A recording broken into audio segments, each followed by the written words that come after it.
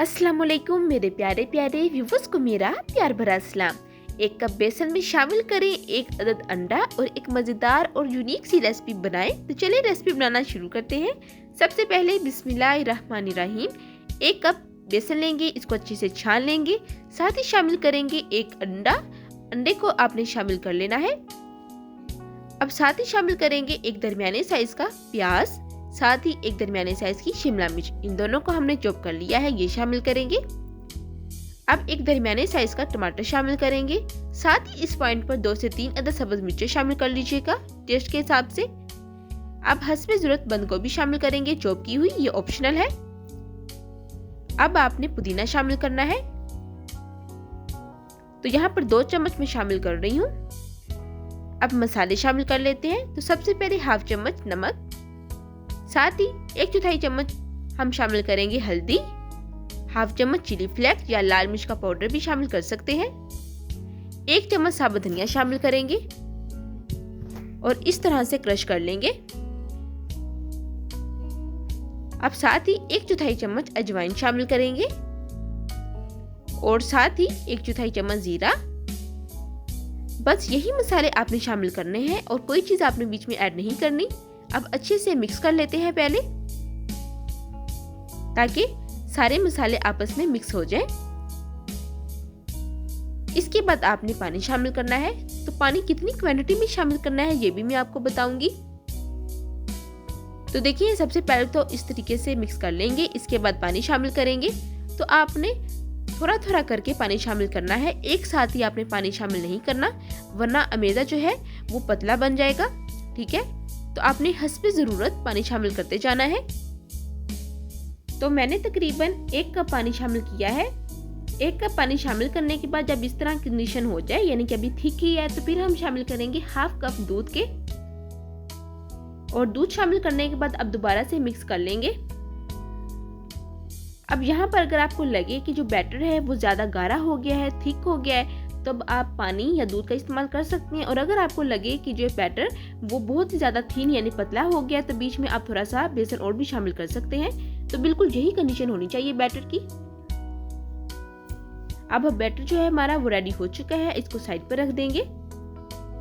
दूसरी तरफ पैन लेंगे, पैन को ऑयल से ग्रीस करेंगे, फ्लेम जो है वो ऑन कर देंगे और फ्लेम आपने बिल्कुल मीडियम रखना है।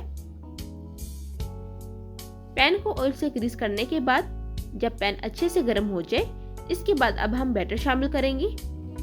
तो अब यहाँ पर आपने हस्बे ज़रूरत बैटर शामिल करना है, बिल्कुल सेंटर में पैन के, और इस तरीके से आपने शेप दे देनी है, बिल्कुल गोल शेप देनी है। तो बहुत ही सिंपल है, बहुत ही यूनिक है। जहां से आपको लगे कि जो शेप है थोड़ी सी खराब है, वहां पे थोड़ा सा और अमेज़ा शामिल कर सकते हैं। अमेज़ा जो है वो पैन पर डालने के बाद आपने 1 मिनट के लिए स्टे देना है। फ्लेम आपने बिल्कुल मीडियम कर देना है। 1 मिनट स्टे देने के बाद आपने स्पैचुला की मदद से बहुत ही एहतियात से चेक करना है कि जो अमेज़ा है वो पैन के साथ चिपका हुआ तो नहीं। तो इस तरीके से आपने चेक कर लेना है। पहले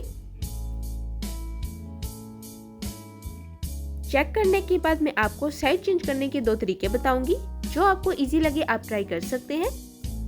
तो अब हम साइड चेंज कर लेते हैं। तो इस तरीके से एक तरीका तो ये है, आप बहुत ही आसानी के साथ जो है साइड चेंज कर सकते हैं। अगर आपको ये तरीका मुश्किल लगता है तो फिर आगे चलकर मैं एक और तरीका आपको बताऊंगी। तो सबसे पहले आपने हल्का हल्का स्पैचुला के साथ पुश करना है ताकि अच्छे से कुक हो जाए। फ्लेम आपने बिल्कुल मीडियम रखना है, क्योंकि हमने बीच में सब्जियां भी ऐड की हैं, ताकि वो भी अच्छे से कुक हो जाए। हाई फ्लेम पर आपने इसको कुक नहीं करना, वरना ये जल सकती है। अब हम निकाल लेते हैं। तो दूसरी तरफ अब दोबारा से हम पैन को घी के साथ ग्रीस करेंगे। तकरीबन आपको 3 से 4 मिनट लगेंगे एक पराठा बनाने में। अच्छे से घी से ग्रीस कर लेंगे। इसके बाद अब हम अमेज़ा जो है वो पैन पर डालेंगे। तो आप हस्बे ज़रूरत अमेज़ा जो है वो पैन पर डाल लीजिएगा, बिल्कुल सेंटर में, और इस तरीके से आपने शेप दे देनी है।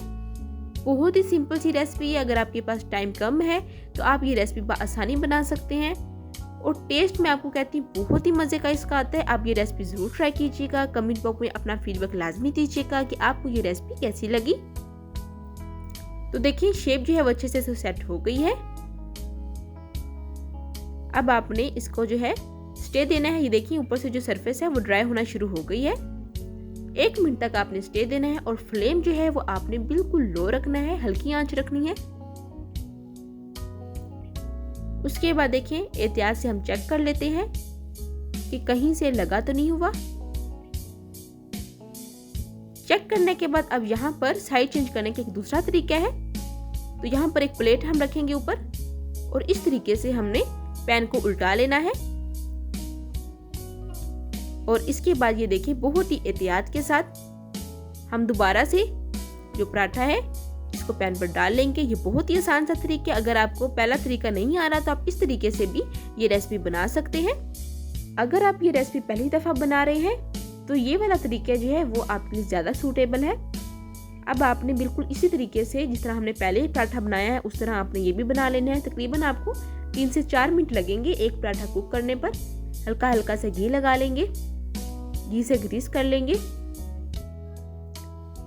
बहुत ही सिंपल सी रेसिपी है। इस पॉइंट पर अगर आपने अभी तक मेरी रेसिपी को लाइक नहीं किया तो जल्दी से मेरी रेसिपी को लाइक कर दें और मेरे चैनल हफ्ता फरीद कुकिंग को सब्सक्राइब कर लें और बेल आइकन के बटन को दबाना मत भूलिएगा। आपका बेहद शुक्रिया। और इस तरीके से हमने इसको भी कुक कर लेना है। और अब हम साइड चेंज कर लेंगे दोबारा से।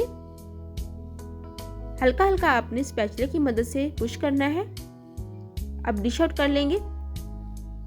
तो देखिए माशाल्लाह से अब यहाँ पर आपने कटिंग करनी है या ऑप्शनल है। तो यहाँ पर मैं बिल्कुल पिज्जा जैसी कटिंग कर रही हूँ। बहुत ही अमेजिंग ये रेसिपी है। वक्त कम है, आप सहरी में भी अफ्तारी में भी ये बना सकते हैं। मेहमानों को सुबह नाश्ते में भी बनाकर दे सकते हैं। बहुत ही सिंपल सी रेसिपी है और जो इसका टेस्ट है वो बहुत ही लाजवाब है। ये देखिए अंदर तक कुक हुआ है। बहुत ही यूनिक सी रेसिपी लग रही है। मजीद इस तरह की वीडियोस को देखने के लिए मेरी रेसिपी को लाइक कर दें, मेरे चैनल को सब्सक्राइब कर दें और बेल आइकन के बटन को दबाना मत भूलिएगा। आपका बेहद शुक्रिया। तो देखिए ये है मेरी रेसिपी की फाइनल लुक। उम्मीद करती हूँ कि आपको ये रेसिपी बहुत ही पसंद आई होगी। फिर मिलूंगी एक नई रेसिपी के साथ। तब तक हफ्ता फरीद को दें इजाज़त। अल्लाह हाफिज़।